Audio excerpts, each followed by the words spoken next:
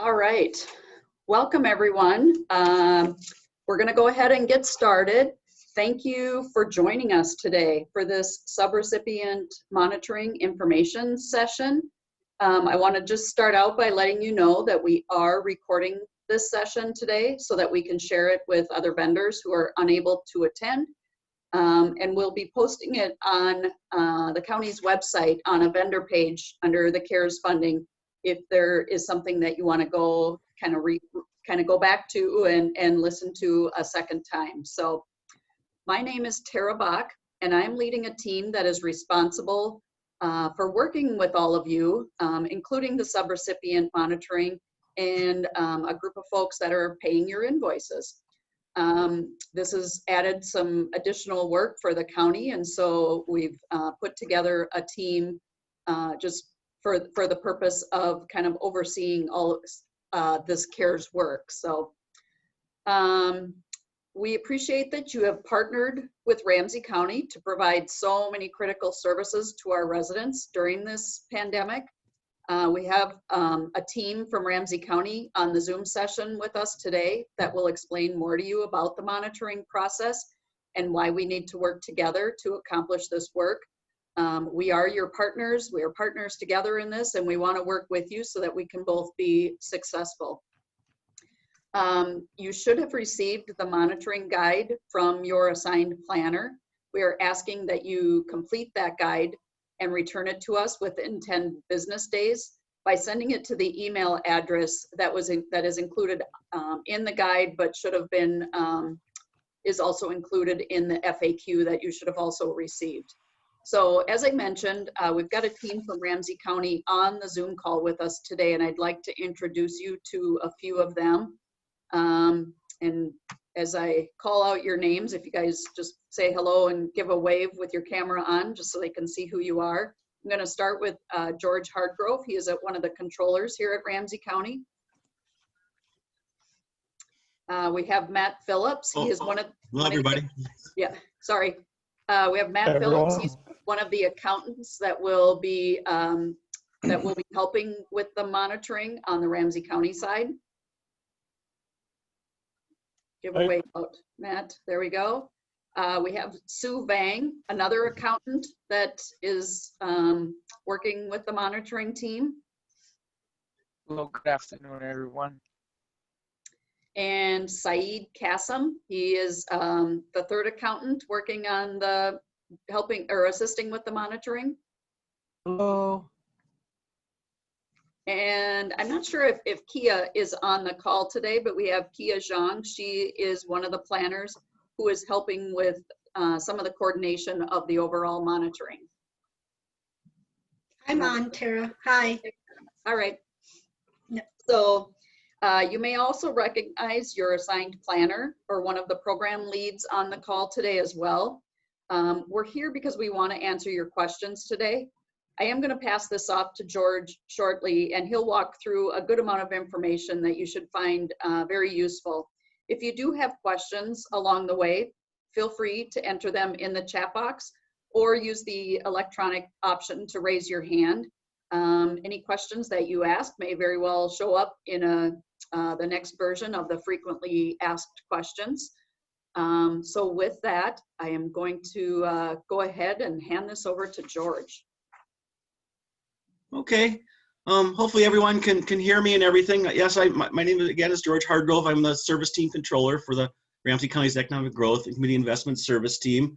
And as Tara said, please feel free. This is meant to be a two-way discussion here. We have a short presentation that I'll go through, but feel free to enter questions in the chat box or raise your hand, or we should have some time at the end too to address more questions too as well. So just to give a little introduction into how the CARES funding works. Ramsey County is what's considered a prime recipient. That means we received a set amount of funds when the CARES Act was first signed back in March, and Ramsey County has been busy since then figuring out how to spend it and how to help the community, with the pandemic and the COVID-19 pandemic.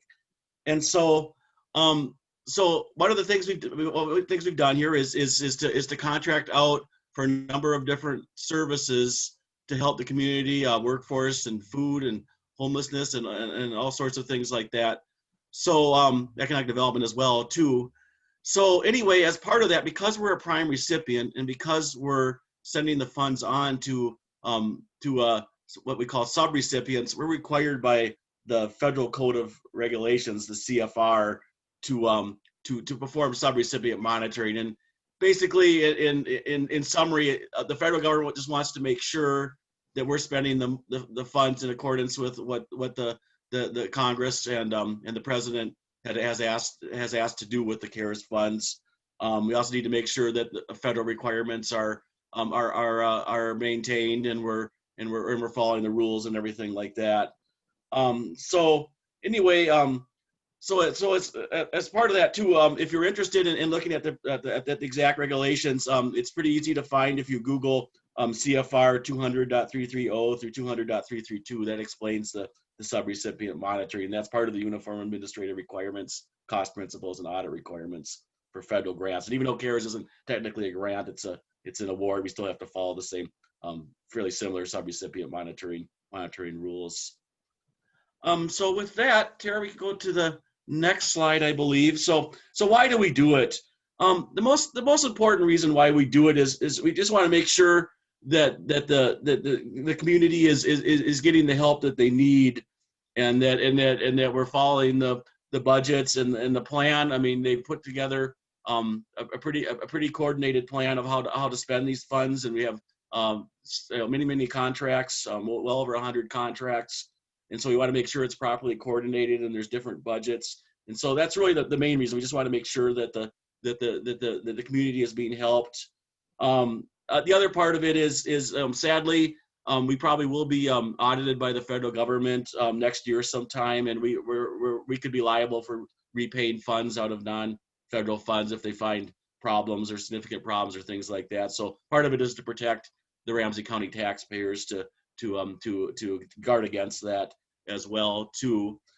And then of course, more than anything, we want our subcontractors to be successful. When we get federal grants, you get a lot of questions of whether you've managed them before. And the more experience you have, the more likely it is you're probably, especially if there's been a lot of good experiences, that you can get future federal grants. And I think there's certainly a possibility that we'd want to work with you again in the future and everything too. So we want, the main reason is we really want everyone to be successful.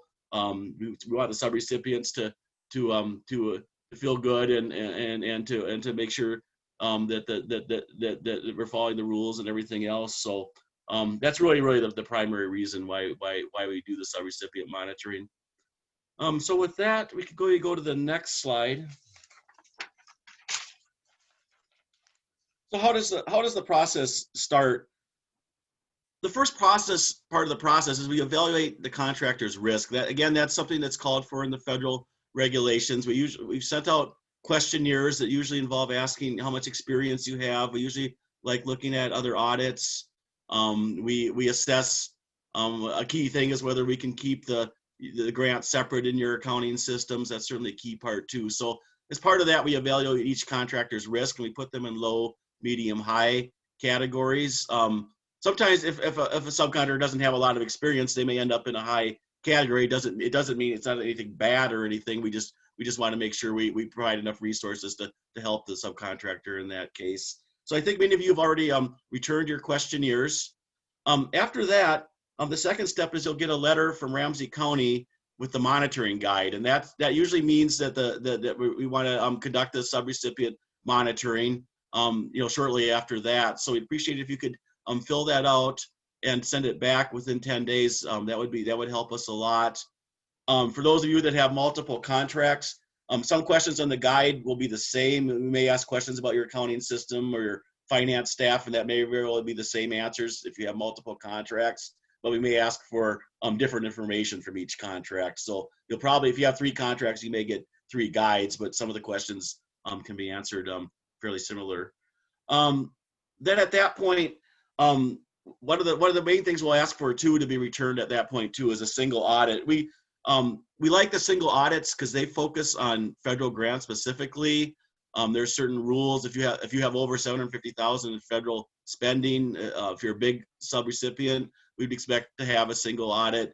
That's really what we rely on quite a bit because, again, it's a professional auditing firm will generally pick a variety of your grants and go through it, and then we rely on that. We figure whatever's done on your other grants that they audited will probably be similar to what happens with the CARES funds.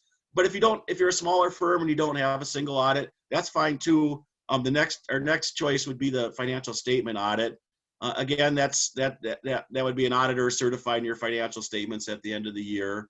It will have some things in there that will prove useful, and it would help us a lot to get that. And so, if you don't have a single audit, that'll certainly be a good substitute. And for those of you that are newer or don't have a single audit or financial statement audit, certainly federal program monitoring reports. For example, we just were monitored for our housing CDBG program, and they issued a monitoring report to Ramsey. So if you have something like that, that would help as well too.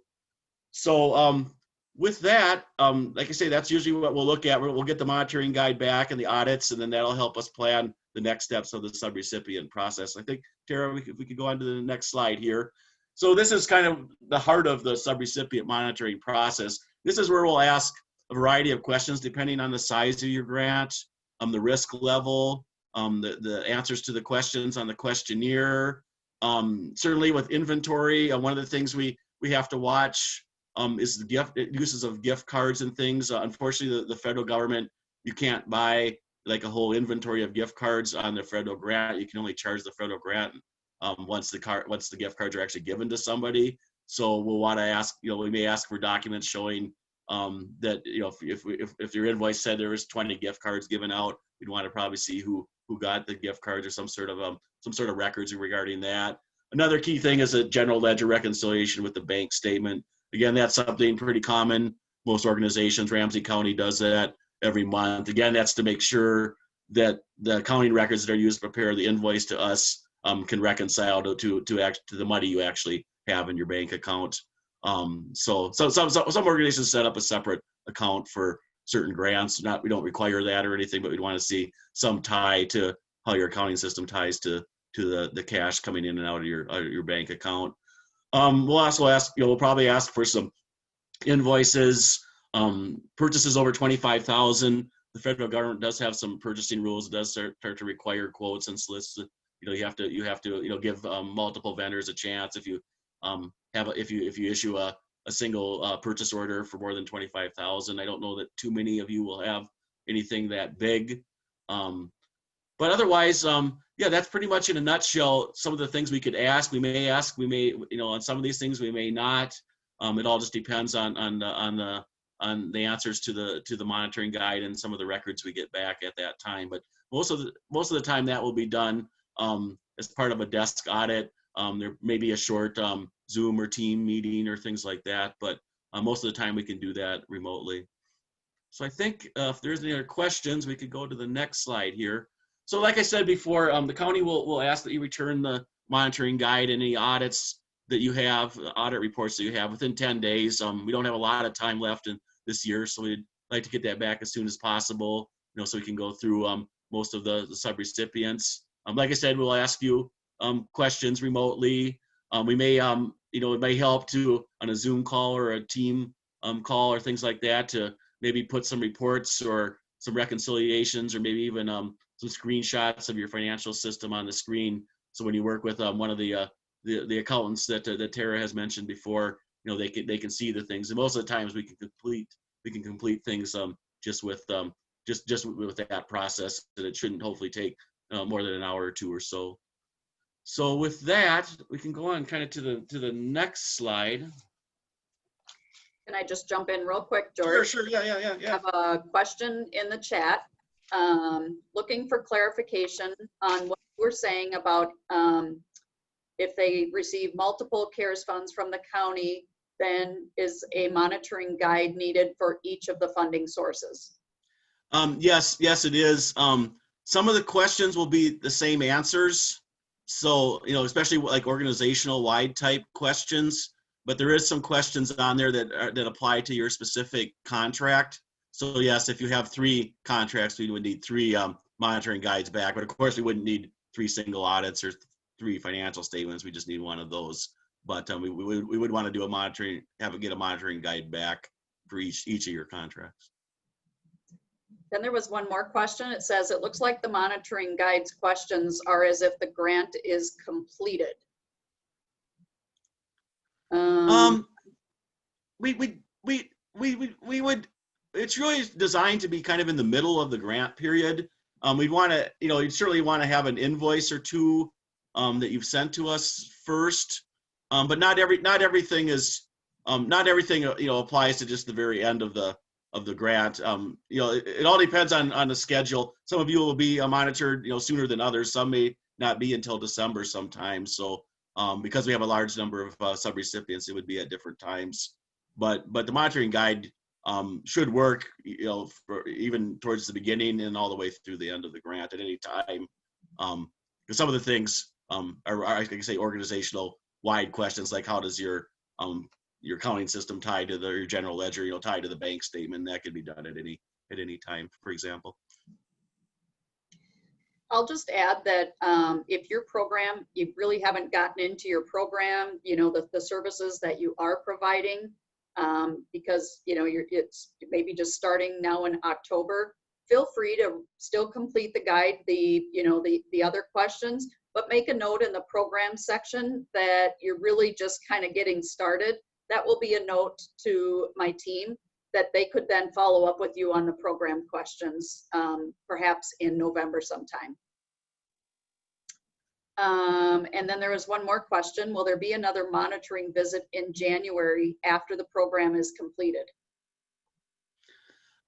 I would say generally not. The only thing would be possibly, and I can get into that in the next slide too when we talk about the management decision letters, but that would be more if we needed to follow up with something at the end, and let's say we didn't monitor you until early December, then yeah, it's possible, that it could drag into January or so. But I think in general, I think we're looking at 1 monitoring visit per subrecipient. But I'll get into that in a little bit here on this next slide here, because some things do require a follow-up.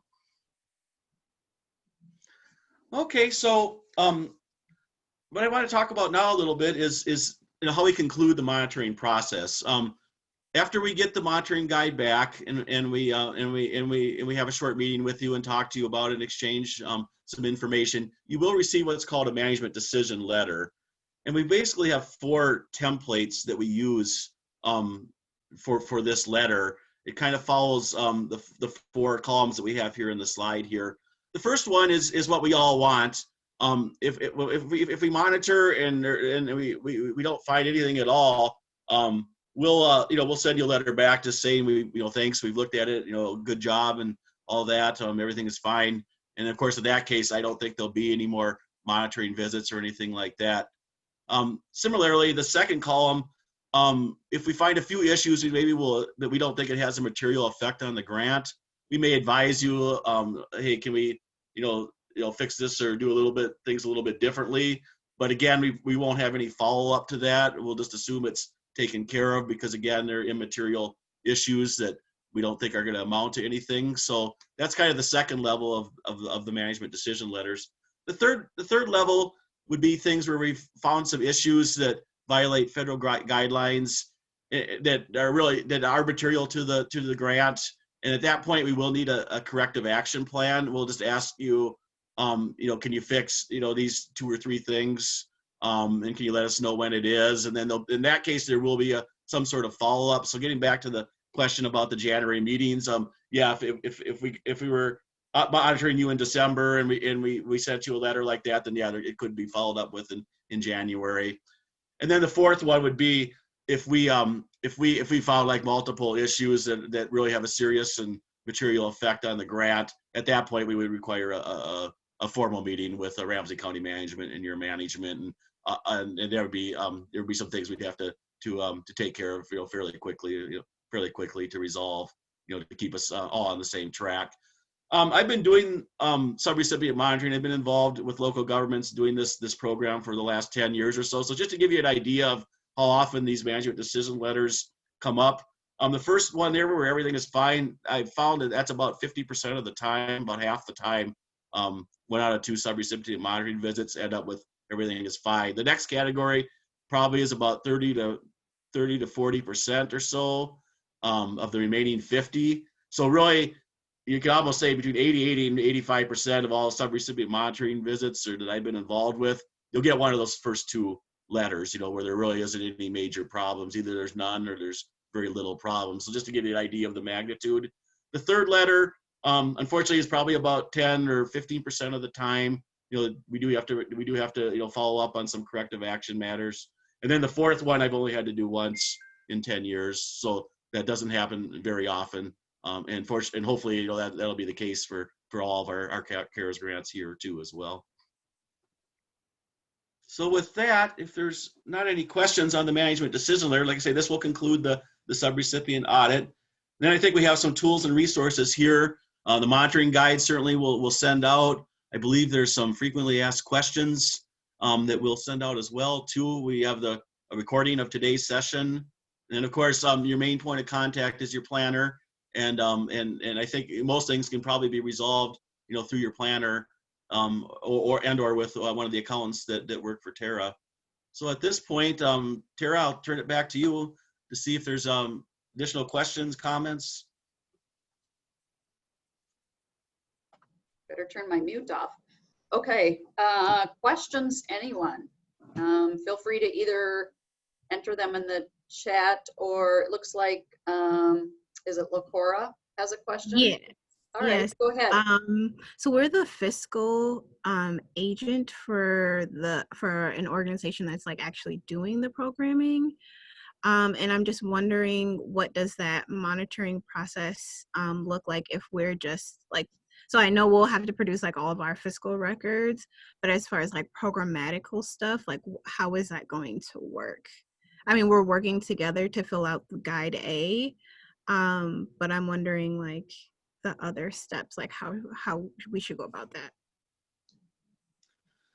Yeah, okay. I think the fiscal, like I say, our monitoring guide is kind of separated into 2 sections, a financial section, fiscal section, and then a programmatic section.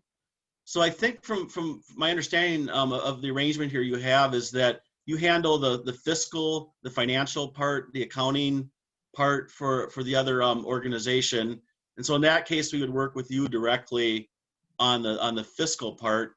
However, the programmatic part, I believe, would probably be a combination of both you and the organization that's directly doing the work. I would also just recommend that when you are completing the guide, I would just make a note of that you are the fiscal agent for, whoever it is, vendor ABC, whatever it is. But again, yeah, but maybe partnering with them to get the document completed. If you need to have them just fill out the program portion of their, for their program, feel free if they just need to use a separate form and do it that way. Whatever is easiest for you, as long as we end up, we can connect the two, that you're the fiscal agent, they're the program vendor. Okay. And then will we need to like coordinate to get a meeting? Because the next part is like you're asking questions. So I'm just trying to figure out how that coordination piece, like once everything gets submitted, do we all just meet together? Or? So we will go through the process on our end, kind of just our internal review. If there are questions that can be asked just via email, our plan is to coordinate that through your assigned planner. If it is something that requires a meeting, again, we're going to ask the planner to help coordinate that, and maybe depending on what the questions or potential issues might be, whether you do it jointly, or if it's just program questions, we could just do it with them. If it's just fiscal questions, we can just do it with you. So we'll kind of see how it goes. But the planner will be the one to help coordinate that. Okay. I think I saw a hand raised. Yes, I have a question. Yeah, go ahead, Doug. I'm Doug Chazar. I'm with the Minnesota Teamsters Service Bureau. This is my first grant with Ramsey County, so it's maybe obvious to other people. On Guide B, page 3, it's got the financial reconciliation table. It says cost category. On the paperwork that I have, there's a overhead cost, and then it's divided into line items. There's direct program services divided into line items.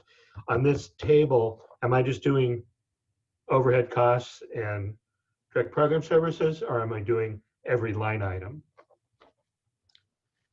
I believe it would be the every line item that you should have a budget as part of your contract. So that it really should correspond to the budget. And I'm not sure, most of the budgets I've seen have only been maybe 5 or 6 line items. Ours So is maybe you have more than that. Yes, I more mean, that's our complicated. invoice. So I've got this section, all its line items, this section, all its line items.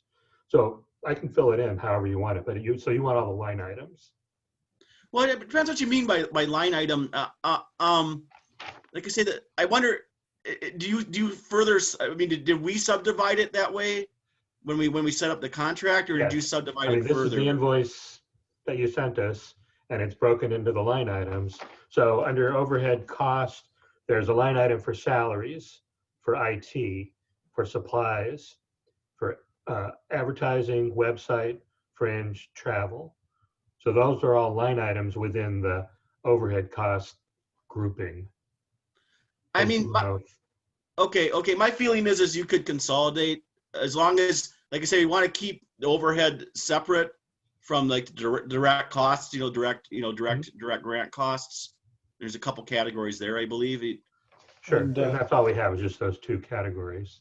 I can say that we've seen a couple of these returned already, and they just had net financial reconciliation. They had one line item for overhead costs, then direct program service and participant service. So I think they just totaled what's in that category into one number.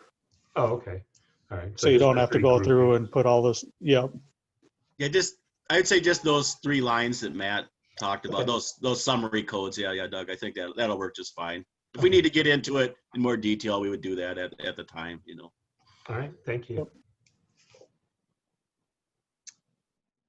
Okay, other questions? I'm looking to see if there's other hands raised. Not seeing any. Other questions?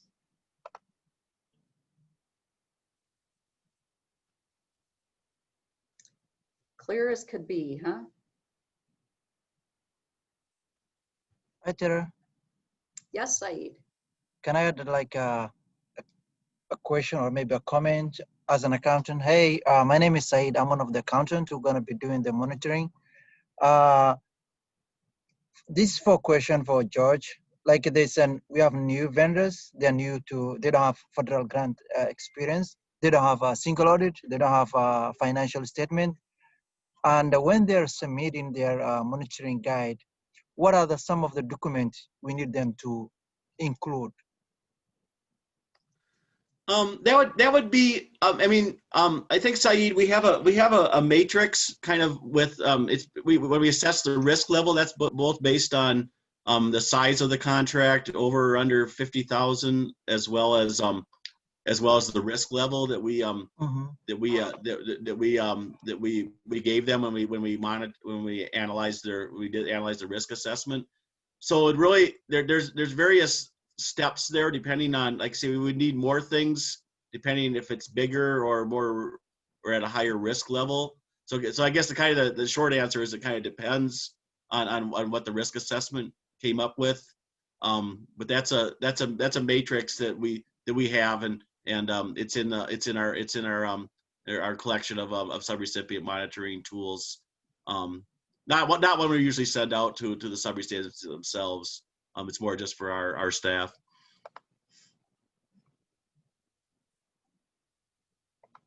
Okay, other questions, anyone?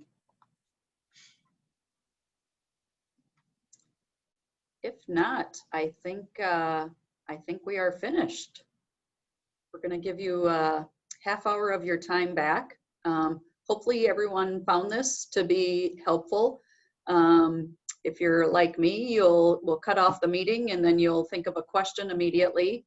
I would ask that you funnel those questions back through your planner, and we'll try to get those answers for you. Again, we're here to partner with you. We want to work through this together with you. So as questions come up, we're going to do the best we can to get you some answers. And we'll be communicating the results as we continue to go through this process. So thank you to all of the vendors that are participating today. I hope you all have a good rest of your week and a nice weekend, and stay warm. Thanks, everybody. All right, Thanks. thanks. Thank